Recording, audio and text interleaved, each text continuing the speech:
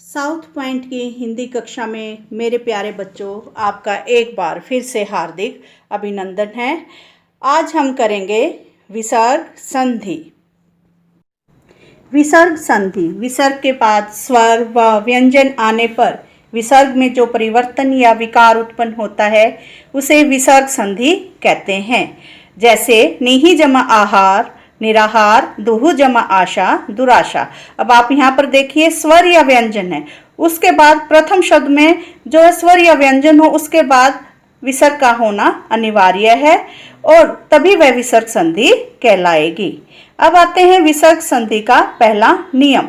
यदि विसर्ग के पहले अ और बाद में अ अथवा प्रत्येक वर्ग का तीसरा, चौथा, पांचवा वर्ण अथवा य र ल व ह तो विसर्ग का ओ हो जाता है। जैसे मनः जमा अनुकूल, मनोनुकूल, तपः जमा बल, तपोबल। यहाँ पर विसर्ग से पहले न का जो अंतिम स्वर है वो अ है।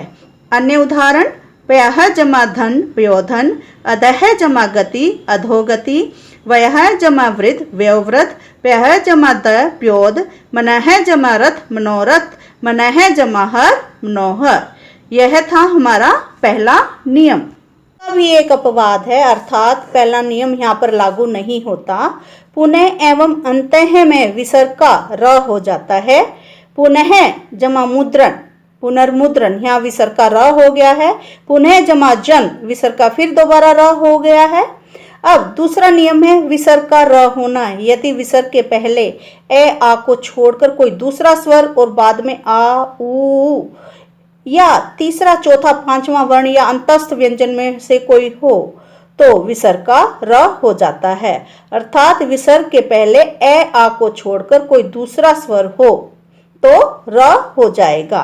उदाहरण निहि जमा जन, निर्जन, निहि जमा धारण, निर्धारण, आशीह जमा वाद, आशीर्वाद, दुहु जमा बल, दुर्बल, दुर्जन, मनोरथ। अब मनोरथ है बेटे, ये मिसप्रिंट है और दुहु जमा रथ, दुर्रथ, यानी आपका विसर्ग का र हो गया है यदि विसर्ग से पहले ई या उ हो और उसके बाद आपका अंतस्थ व्यंजन हो और ए आ को छोड़कर कोई अन्य स्वर हो।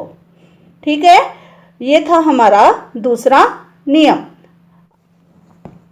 हमारा विसर्ग संधि का तीसरा नियम है यदि विसर्ग के पहले कोई स्वर हो और बाद में च, छ या श हो तो विसर्ग का श हो जाता है। निहि जमा चिंत, निश्चिंत, निहि जमा छल, निश्चल। यहाँ पर देखिए आप, जो विसर्ग है वो श अर्थात बिना स्वर के आधा श लिखा गया है। अर्थात विसर्ग के पहले कोई स्वर हो और च, छ और श हो विसर्ग के बाद तो विसर्ग का क्या हो जाता है? श। अब आता है चौथा नियम, विसर्ग का श हो जाना। यदि विसर्ग के पहले ई और बाद में क, ख, ट, ठ, प, फ हो तो विसर्ग का श हो जाता है। निहि जमा कपट, निष्कपट, निहि जमा कंटक, निष्कंटक। यहाँ विसर्ग का के बाद क आया है और पहले ई है तो विसर्ग का श षटकोण यानी विसर्ग के बाद श षटकोण बिना स्वर के आधा श आया है। अन्य उदाहरण है निष्प्राण, निष्फल, धनुष्टंकार, दुख। जो दुख इसका अपवाद है, अर्थात यहाँ यह नियम लागू नहीं होता है। उ के बाद विसर्ग है और ख आया, उस हिसाब से तो दुष्क होना चाहिए था, लेकिन ऐसा नहीं है। पांचवा नियम है विसर्ग के बाद यदि त, थ हो तो विसर्ग का स हो जाता है। नमः जमा ते, ते से पहले विसर्ग है तो ये विसर्ग आधा स बन गया है। मनः जमा ताप, मनस्ताप, त से पहले विसर्ग है तो विसर्ग का स बन गया है। अर्थात विसर्ग के बाद त, थ आने पर विसर्ग किस में बदल जाती है? स में बदल जाती है। नमस्ते, मनस्ताप इसके उदाहरण हैं। हमारा विसर्ग संधि का तीसरा नियम है यदि विसर्ग के पहले कोई स्वर हो और बाद में च, छ या श हो तो विसर्ग का श हो जाता है। निहि जमा चिंत, निश्चिंत, निहि जमा छल, निश्चल। यहाँ पर देखिए आप, जो विसर्ग है वो श अर्थात बिना स्वर के आधा श लिखा गया है। अर्थात विसर्ग के पहले कोई स्वर हो और च, छ और श हो विसर्ग के बाद तो विसर्ग का क्या हो जाता है? श।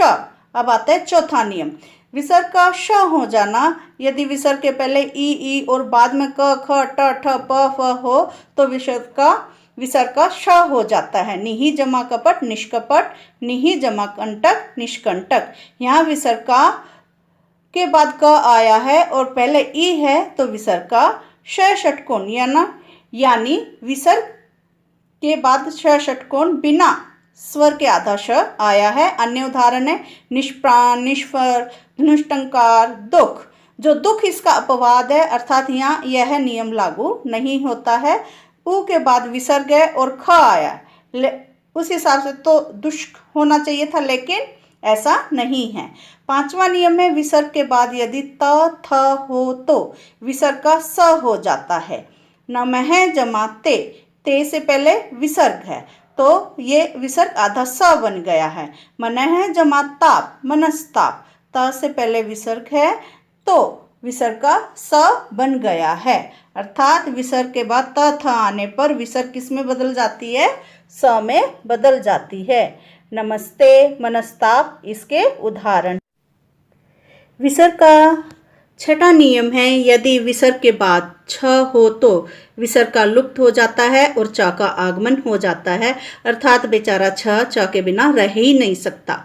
अनुहु जमा छेद, छत्र जमा छाया, अनुच्छेद और छत्र छाया इसके उदाहरण हैं।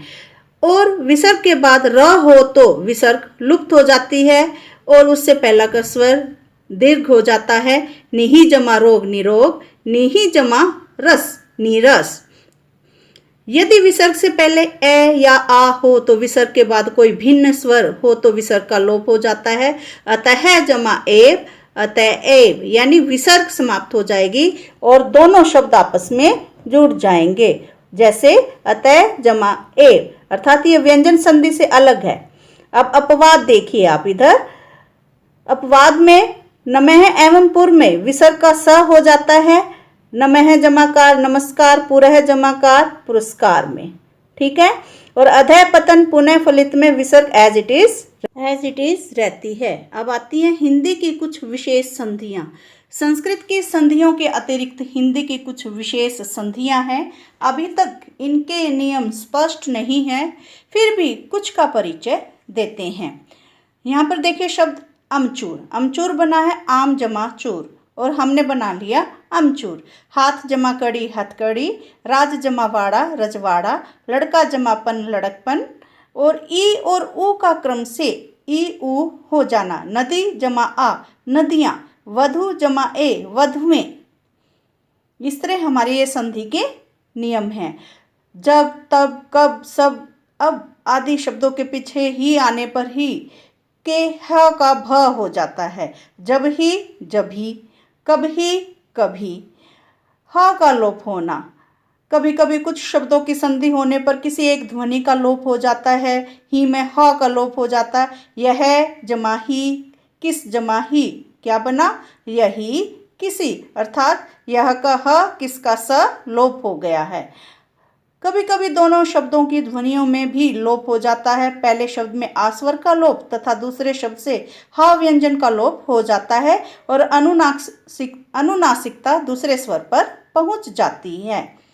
वहाँ जमा ही वहीं, कहाँ जमा ही कहीं, यहाँ जमा ही यहीं, जहाँ जमा ही जहीं। इस तरह ये हमारी हिंदी की विशेष संधियां हैं जिनमें कोई नियम लागू नहीं होता, जो हमने अपने सरलीकरण के लिए बना ली हैं।